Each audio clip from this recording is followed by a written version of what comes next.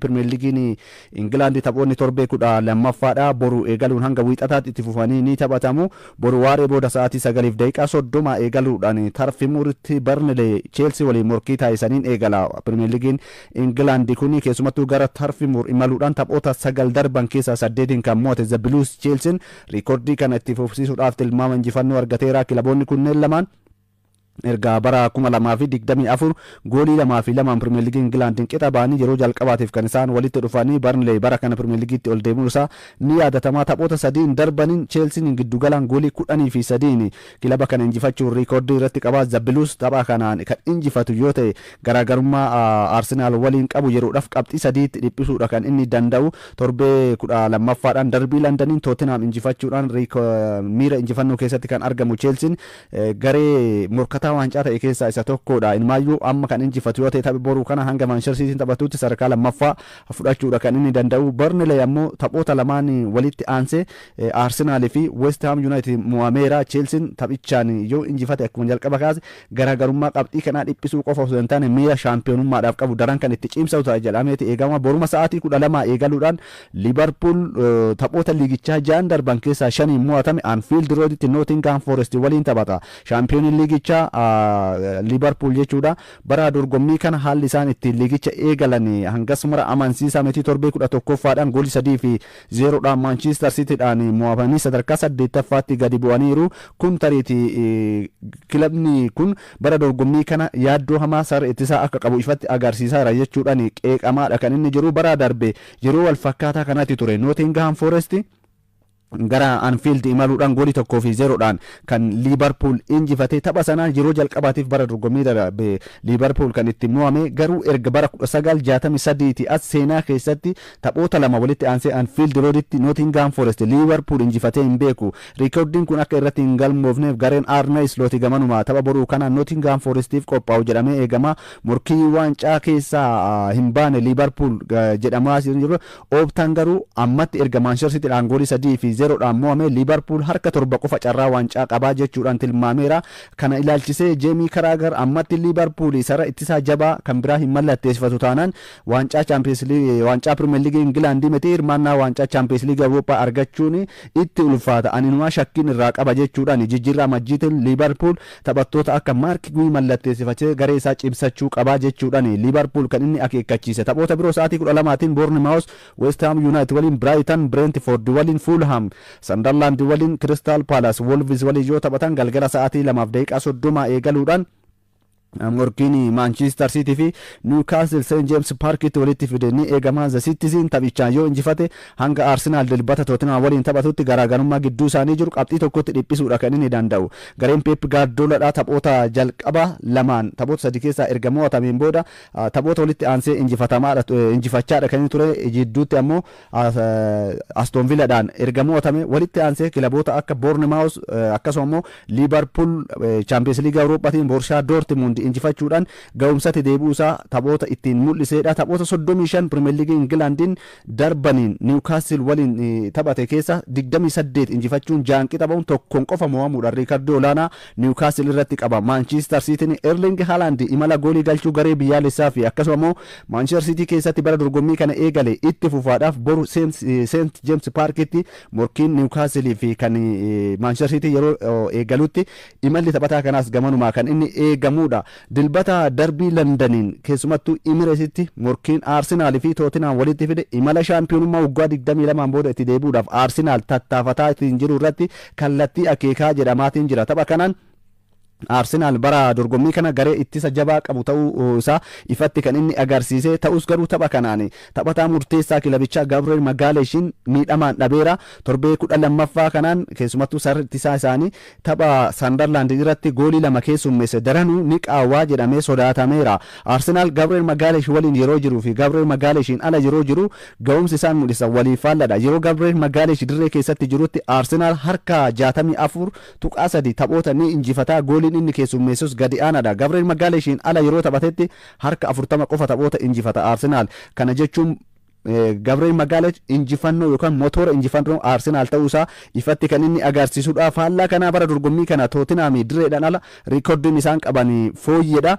Taphoota 5 direedhaan ala taphatan keessaa 4 injifatanii tokkoon qixa baanii hin mo'atamne Tottenham direedhaan ala ta'us garuu erga bara 1993 as Emirates deemanii Arsenal injifachuu hin dandeenye. Tottenham gareen Thomas Frank bara kana kilaboota jajjaboo ta'anis taphoota walitti aansanii ga'umsa mul'isuu irratti hanqina garee qabanidha. Arsenal riikoordii goolii hedduu hin keessummeessine bara kanaa tariiti Sunderland irratti ga'umsi isaan mul'isan kun qeeqa itti keessummeessadha kan isaan jiranii. Mikel Arteetaan haala kanaan akkamiin jijjiiranii sarara ittisaa isaanii cimsan kan jedhu gamanumaa kan eegamudha. Calafiori akkasumas Timber miidhamarraa bayyanatanii shaakala hojjetaniiru. Victor Gyökeres shaakala hojjeteera tariiti taphachuu fi dhiisuusaa beekamuu baatus Mikel Arteetaan sarara ittisaati irratti Christian Norgardin akka fayyadaman Christian Mosquera akka fayyadamanidha kan inni eegamu. Taphataan kun yeroo rakkootti Arsenalin taphataa murteessaa ta'uusaa taphoota darbaniin ifatti agarsiiseeti kan inni jiru. Taphataan duraanii Manchester Citydha fi gareen biyyaalessaa kan Brazil Fernandinho ammoo kubbaa miilaa dhaabuu beeksiseera. Taphataan sarara gidduu Manchester Citydha keessatti milkiiwwan gurguddoo gonfate Fernandinhoon waggaa 40ffaasaatti kubbaa miilarraa soorama baheeraa jedheera. Lammiin Brazil kun waggoota 23 kubbaa miilaa keessa kan inni ture. Manchester City keessatti waggoota 9 dabarsan waancaa Premier League England 5 injifateera. Walumaa gala waancaa FA England, waancaa liigii England dabalatee waancaan hedduu Manchester City waliin fudhateera. Shakhtar Donetsk waliin waancaa liigii Ukraine si'a 6 taphataa injifateera. Bara 2013 hanga bara 2022tti garee Pep Guardioladha. Erga Manchester City Pep Guardiola leenjisuu eegalees taphattoota murteessoo ta'an keessaa isa tokkodha. Kubbaawwan inni sarara gidduutirraa dhiitee galchuun Manchester City keessatti kan beekamu taphataan lammii Brazil kuni ammatti garuu wanti na barbaachisu hunduma argadheera. Kubbaa miilaa keessatti waan milkeeffachuu qabu milkeeffadheera. Kanaan booda maatii koo waliin boqonnaa gaarii dabarsuun barbaada jedheera. Garee biyyaalessaa Brazil waliin waancaa umrii 20 gadi kan addunyaa fudhateera. Taphoota 53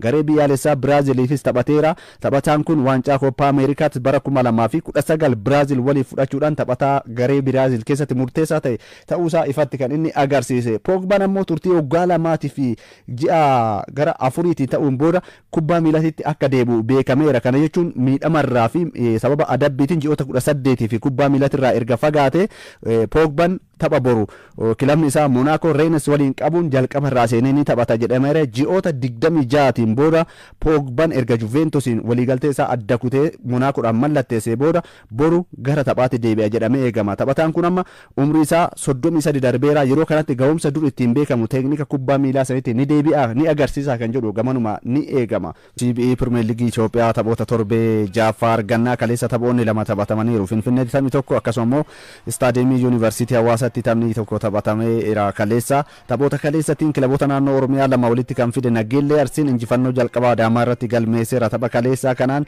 Adaamaa yeroo jalqabaatiif kan inni mo'ame. Nageellee Arsiin ammoo bara dorgommii kana Premier League Itoophiyaa ol guddate injifannoo jalqabaa barichaati kan inni galmeesse. Tapha kaleessaa kanaan adda kan godhu keessumattuu Nageellee Arsiin durfamaa ture hanga daqiiqaan 90 daqiiqaan idilee taphaa xumuramee daqiiqaan dabalataa kennamutti boqonnaadhaan dura goolii walirratti hin galchine kilaboonni kunneen lamaan boqonnaadhaan booda daqiiqaa 83 irratti Ahmad Hussein goolii galcheen Adaamaan dursaadha kan ture. Daqiiqaan 90 xumuramee daqiiqaa dabalataa 6tu dabalame tapha kanaani. Nageellee Arsiin daqiiqaa dabalataa kana keessatti gooliiwwan Rooboot Salaaloo daqiiqaa 92ffaa irratti akkasuma immoo daqiiqaan idilee taphaa xumuramuudhaaf abbaan murtee taphichaa yeroo xumuramuu taphaa beeksisuudhaaf jedhanitti taphataan murteessaan kilabichaa Gabra Masqal Dubbaalaa goolii lammaffaa Nageellee Arsii dabaluun qabxii 3 fudhatanii injifannoo jalqaba bara dorgommii kan isaan galmeessanii keessumattuu duubaa ka'anii haalli isaan ittiin injifatan hanga xumuraatti kaka'umsi taphattoonni Nageellee Arsiidhaa taasisan taphicha akka injifataniif akka isaan gargaare leenjisaan kilabichaa kan Nageellee Arsiidhaa Tulluu Dastaa taphichaan booda dubbateera. Miirri taphattoonni injifannoodhaaf qaban xiinsammuudhaan akkasuma immoo durfamanii yeroo gooliin yookaan daqiiqaa idileedhaa xumurametti illee hanga daqiiqaan dhumutti injifannoodhaaf kutannoo isaan taasisan taphicha akka injifannuuf nu gargaare baay'een gammada yaada jedhu kan isaan dubbatan leenjisaan kan Hadamadha Asiyum Kabbadaadha dogongora keenya mo'amne qabxii sadii harka keenya ga'e dabarsinee farkaa baafne jechuudhaan taphicha injifachuu yeroo qabanitti qabxii sadii ofirraa ittisuu dhabuutti yookaan immoo rifatanii goolii irraa itti galtee booda miira naasuu sana keessa bahuu dadhabuudhaan ofirraa ittisuu dhabnee goolii kana yookaan immoo qabxii sadii argachuu qabnu dhabne yaada jedhu kan isaanii dubbatanii.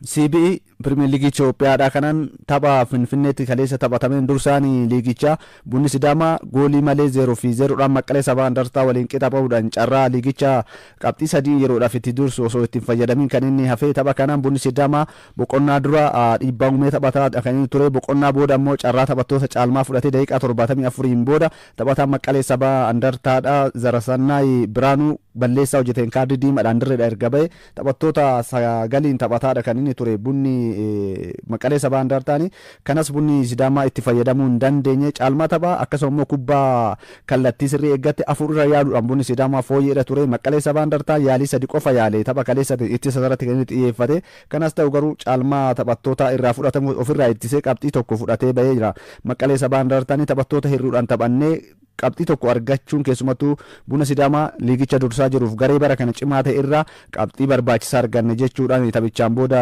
Getaachoo Daawit leenjisaan kan Maqalee Sabaa Andartaa taphicha ilaalchisee kan inni dubbate.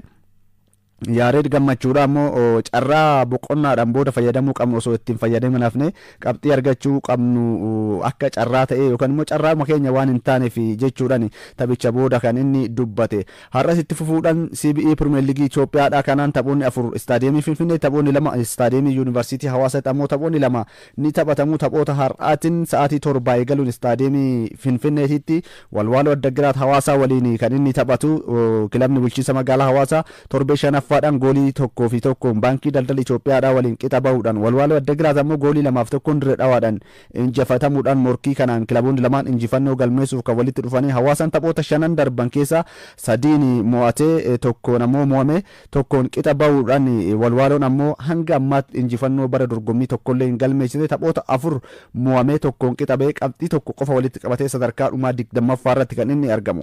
Har'uma sa'aatii 10 eegaluun Finfinneetti baankiin daldala Itoophiyaadhaa Walaayittaa Diichaa waliin taphataa morkiin kunis kilaboota sadarkaa garaagaraa irratti argamanidha. Walaayittaa Diichaan sadarkaa 19ffaa irratti argama hanga ammaatti innis tapha tokkollee injifachuu hin dandeenye qabxii tokko qofa qaba bara dorgommii kana.